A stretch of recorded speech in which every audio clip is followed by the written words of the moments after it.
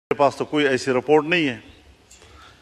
انہوں نے اگر کوئی وہاں پر پریس ٹاک کی ہو میرے علم میں نہیں ہے، لیکن میں ایک سیاسی کارکن کے طور پر یہ تجزیہ کر سکتا ہوں کہ اس نے ضرور کہا ہوگا کہ انڈیا پاکستان کے درمیان جنگ نہیں ہونی چاہیے.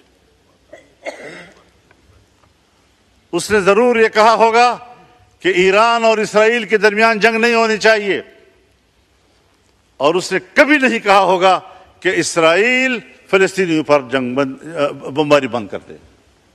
یہ 3 جملے میرے پاس ہیں کہ ادھر سے انڈیا پاکستان جنگ کی بات ہوئی ہوگی، اسرائیل اور ایران کے جنگ کی بات ہوئی ہوگی، اور کبھی بھی فلسطین کے حوالے سے ٹرمپ نے بات نہیں کی ہوگی. کیوں یہ امتیاز بڑھتا جا رہا ہے؟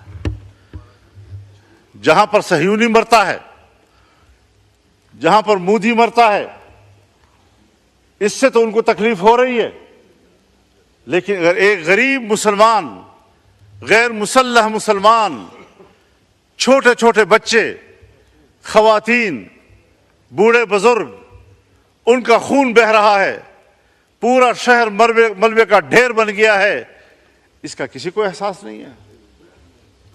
مسلمان کی نظر سے نہ دیکھو، انسان کی نظر سے دیکھو. اس کا معنی یہ ہے کہ اگر کوئی شخص مسلمان نہیں ہے، اگر کسی شخص کی زندگی قرآن و سنت کی تعلیمات سے آراستہ نہیں ہے، تو پھر یہ انسانیت نہیں، اسی کو ہم حیوانیت کہتے ہیں. اس انسانیت پر فخر مت کرو، شرم کے مارے تمہارے سر جھک جانے چاہیے. اس کو انسانیت کہتے ہیں. پاکستان اسلامی دنیا کا بڑا ملک ہے. پاکستان اسلامی دنیا کا مؤثر ملک ہے. پاکستان اسلامی دنیا کا طاقتور دفاعی قوت ہے. پاکستان اسلامی دنیا کا ایٹمی طاقت ہے. پاکستان کے اندر وہ تمام صلاحیتیں موجود ہیں کہ وہ امت مسلمہ کی قیادت کرے. اور ہم ہیں کہ ملک کے داخلی صورتحال میں بھی ہم دفاعی پوزیشن میں ہیں، اور خطے کی صورتحال میں بھی ہم دفاعی پوزیشن میں ہیں. قیادت خاک کریں گے ہم. یہی پیغام اس پارلیمنٹ سے امت مسلمہ کو جانا چاہیے، OIC کو جانا چاہیے. بین الاقوامی اداروں کی کوئی حیثیت اب نہیں رہی. OIC ایک دکھاوا ہے، OI0C.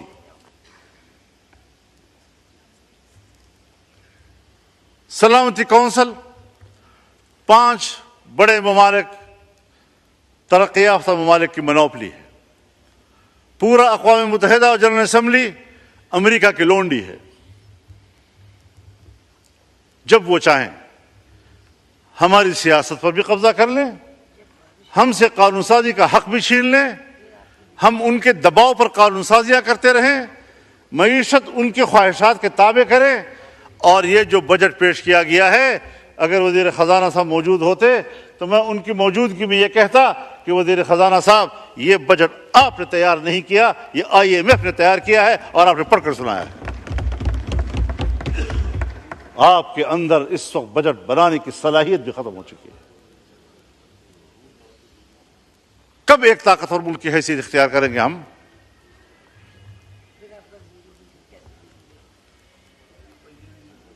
ایران اگر اسرائیل کو جواب دے رہا ہے تو ایران کے ہاتھ روکے جاتے ہیں. اگر پاکستان انڈیا کو جواب دیتا ہے تو پاکستان کے ہاتھ روکے جاتے ہیں. لیکن اگر وہ مسلمانوں کا قتل عام کر رہا ہے تو ان کو کھلی چھٹی دی جاتی ہے. ہندوستان کے مسلمان کا قتل عام ہوا اسی مودی کے ہاتھوں. یہ مسلم دشمن. اور میں ایک بات اور کہنا چاہتا ہوں دوستوں سے معذرت کے ساتھ کہ اس کو پاک انڈیا جنگ نہ کہا جائے، یہ پاک مودی جنگ تھی. کیونکہ پاکستان متحد تھا اور ہندوستان کی حکومت کو ہندوستان میں کوئی تائید حاصل نہیں تھی. وہ اکیلے ہندوتوا کارڈ کھیل رہا تھا، اور ایک سرکار پاکستان پہ حملہ کر رہی تھی، اس کی اپوزیشن نے بھی ساتھ نہیں دیا، وہاں کی اقلیت نے بھی ساتھ نہیں دیا، وہاں کے سکھ نے بھی ساتھ نہیں دیا، وہاں کے مسلمان نے بھی ساتھ نہیں دیا۔ تو یہ صرف مودی کی جنگ تھی۔ تو جو اکیلے جنگ لڑے گا اور قوم ساتھ نہیں ہوگی تو یہ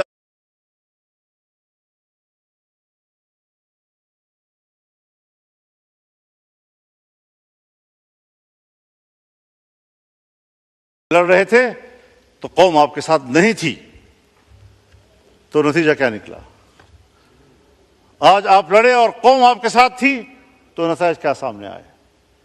لیکن ہمیں خطے کی سیاست میں اس کے اچھے نتائج حاصل کرنے کی اسٹریٹجی بنانی ہوگی، سوچ سمجھ کر بنانی ہوگی۔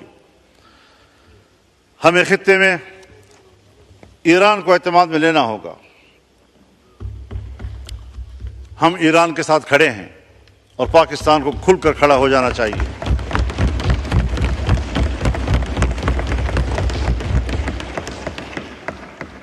ہمیں کھل کر اہل غزہ کے ساتھ، فلسطینیوں کے ساتھ کھڑے ہو جانا چاہیے۔